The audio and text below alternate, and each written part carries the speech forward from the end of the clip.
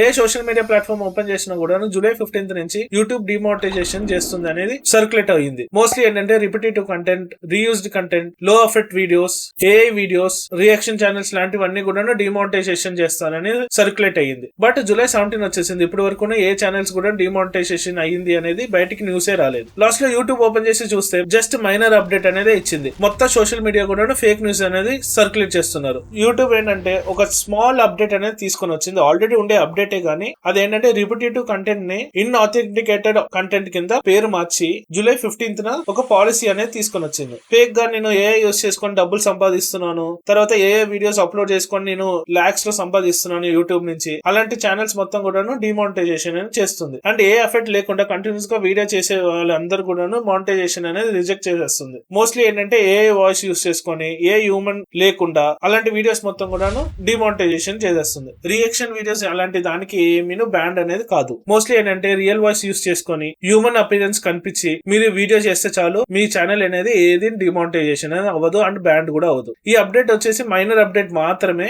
So social మీడియాలో వచ్చే ఏ newses కూడా నిజమని నమ్మకండి. అండ్ ఈ వీడియో మీ ఫ్రెండ్స్ లో ఎవరైనా కంటెంట్ క్రియేటర్స్ ఉంటే వాళ్ళందరికీ షేర్ చేయండి.